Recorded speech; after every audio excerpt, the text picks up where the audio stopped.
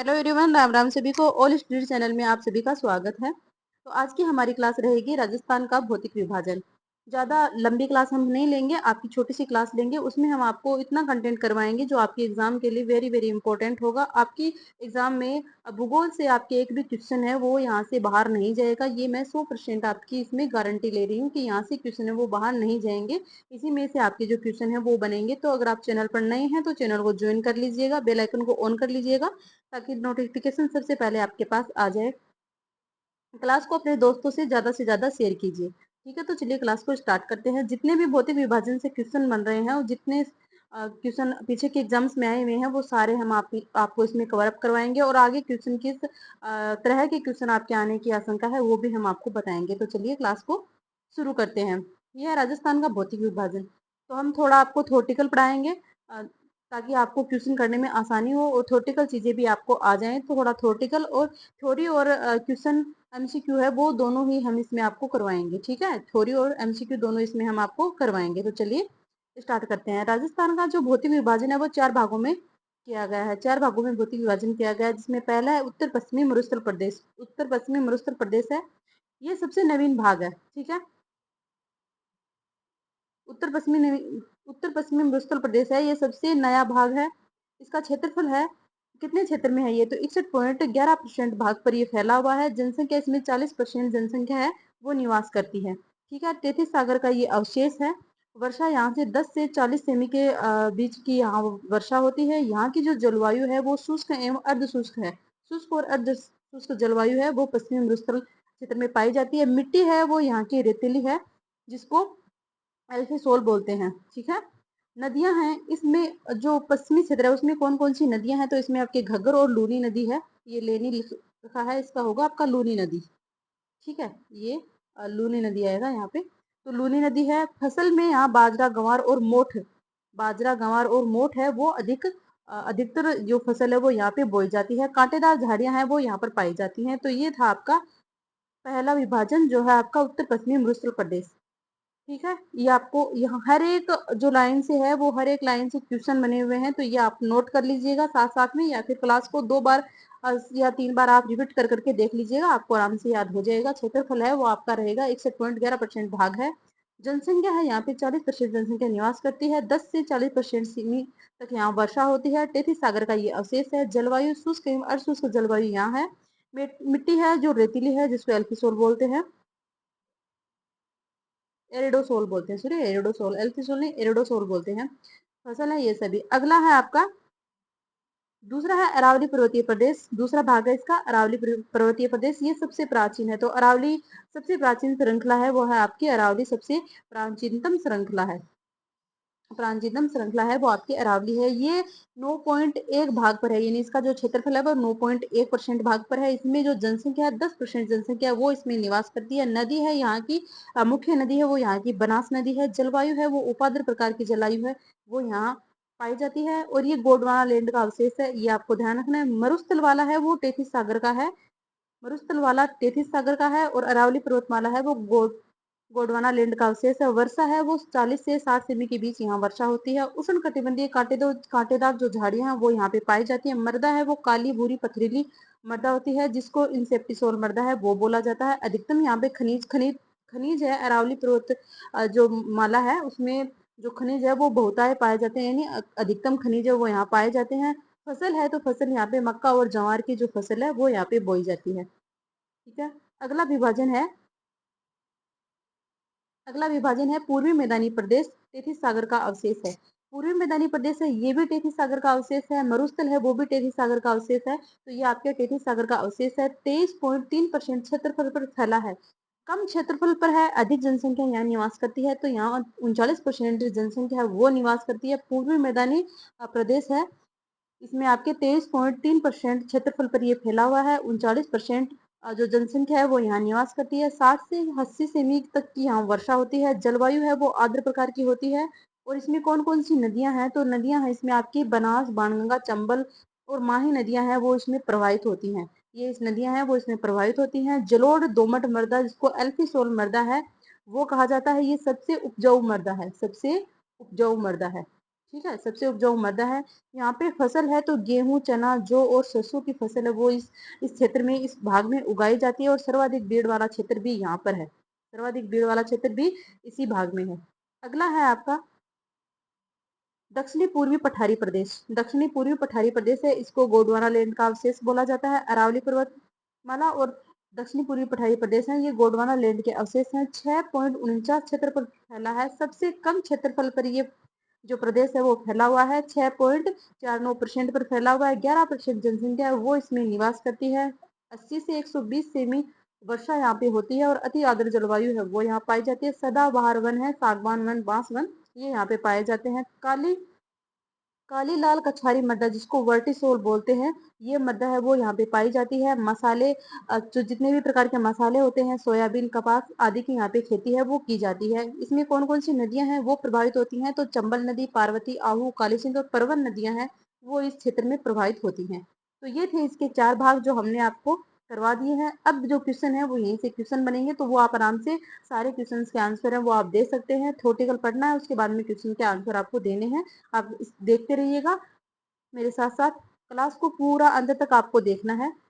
आज का पहला क्वेश्चन है, राजस्थान का कौन सा क्षेत्र पाकिस्तान के साथ सीमा साझा करता है? राजस्थान का कौन सा क्षेत्र है वो पाकिस्तान के साथ सीमा साझा करता है? तो ये राजस्थान का कौन सा है? पश्चिमी रेगिस्तान, रेगिस्तानी मैदानी क्षेत्र है, अरावली क्षेत्र है, दक्षिणी पूर्वी पठार है या फिर पूर्वी मैदानी क्षेत्र है? तो पश्चिमी रेगिस्तानी मैदान क्षेत्र है, ये आपके पाकिस्तान से सीमा लगाता है। इधर ये राजस्थान है और ये जो पाकिस्तान से इधर पाकिस्तान से सीमा है, ये जो पश्चिमी वाला रेगिस्तान भाग है वो यहाँ से सीमा है वो लगाता है। 1070 सीमा लगाता है और इस जो रेखा सीमा की जो रेखा है उसको रेड क्लिफ रेखा बोलते हैं।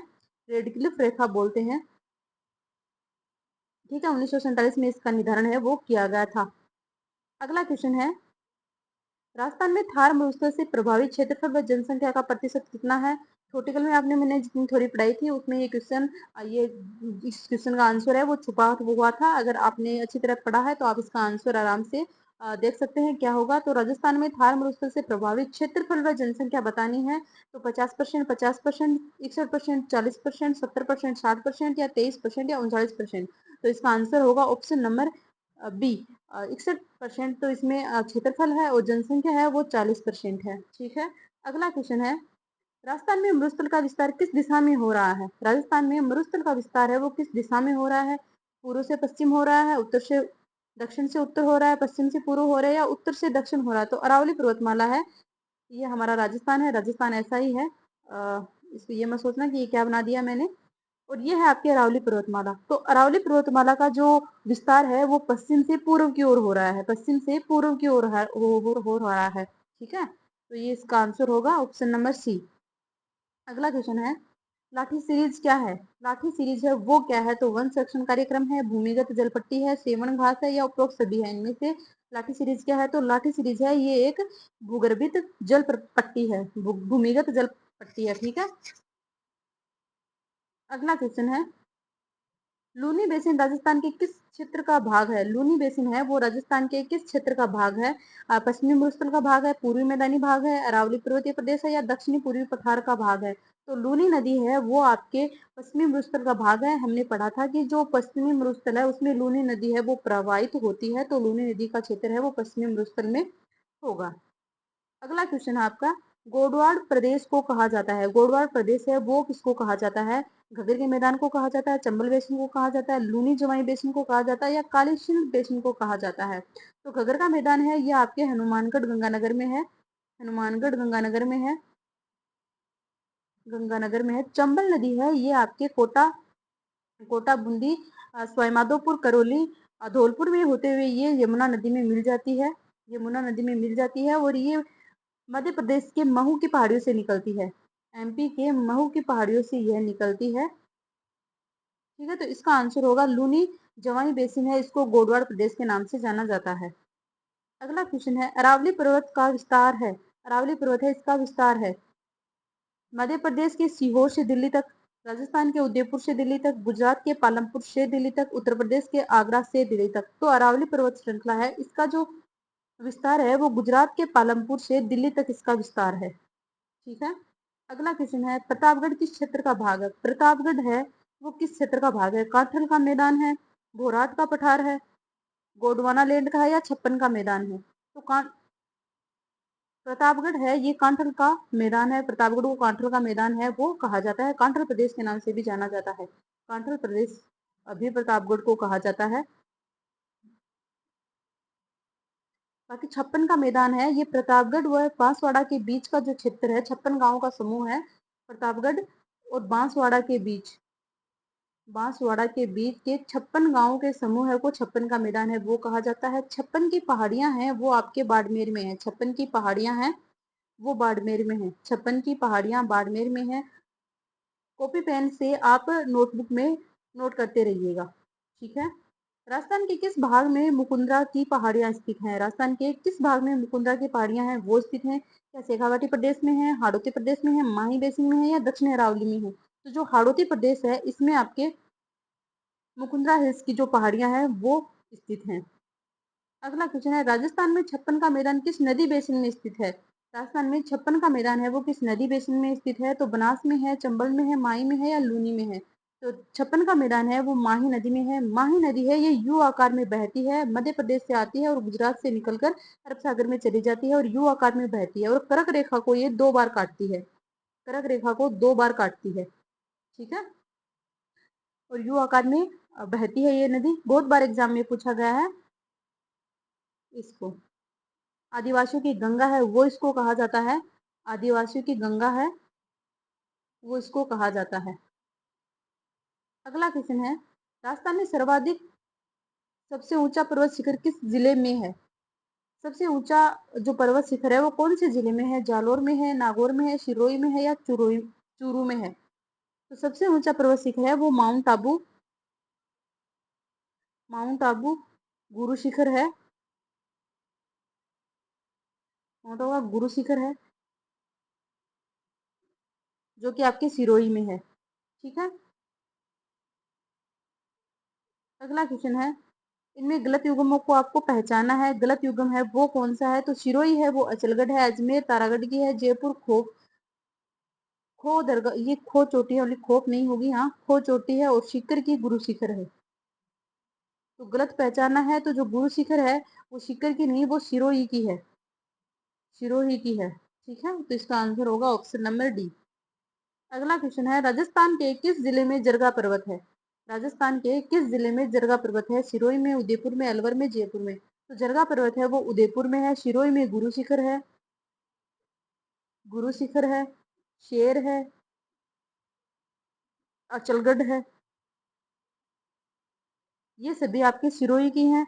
जरगा है वो आपके उदयपुर की है, खो है वो जयपुर की है। अगला है, अरावली की चोटियों का सही अवरोही क्रम कौन सा है? अरावली की जो चोटियां हैं उनका सही अवरोही क्रम है, अवरोही क्रम वो होता है कि बड़े से छोटे की ओर जाना है, बड़े से छोटे की ओर जाना है, हमें छोटे की ओर जाना है। तो सबसे अवरोही क्रम का सही क्रम कौन सा है? तो सबसे ऊंची है वो आपकी गुरु शिखर है, उसके बाद में शेर है, उसके बाद में जरगा है और उसके बाद में अचलगढ़ है। तो ऑप्शन नंबर सी इसका आंसर हो जाएगा।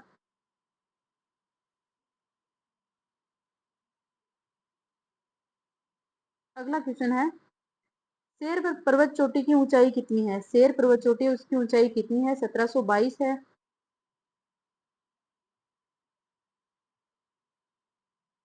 1597 है, 1480 और 1380 है। तो शेर की है वो 1597 इसकी ऊंचाई है। 1722 है, 1722 है वो गुरु शिखर की है, गुरु शिखर की है। गुरु शिखर की वैसे 1727 भी बताते हैं क्योंकि यहाँ पे जो गुरु शिखर है उसकी चोटी पर एक मंदिर है, तो उस मंदिर को अगर साथ में काउंट करते हैं तो 1727 हो जाती है। तो कभी कभी अगर ऑप्शन में 1727 आ जाए तो अगर 1722 ना आके 1727 आ जाए तो आपको 1727 करना है। ये मत सोचना कि क्वेश्चन गलत आया है, इसमें 1722 है वो ऑप्शन में नहीं है, क्योंकि कभी बार क्वेश्चन में इस तरह भी दिया जाता है। क्यों? क्योंकि जो माउंट आबू उस गुरु शिखर की चोटी पे जो मंदिर है उसकी ऊंचाई को भी साथ में जोड़ लिया जाता है, तो ये 1727 हो जाती है, ठीक है। बाकी आगे पर्वत का और क्वेश्चन है वो अगली क्लास में कराएंगे। छोटी सी क्लास है, कैसी क्लास अच्छी लगी तो इसको लाइक कीजिएगा, शेयर कीजिएगा और कमेंट में जरूर लिखिएगा। तो मिलते हैं अगली क्लास में, तब तक के लिए जय हिंद, जय भारत।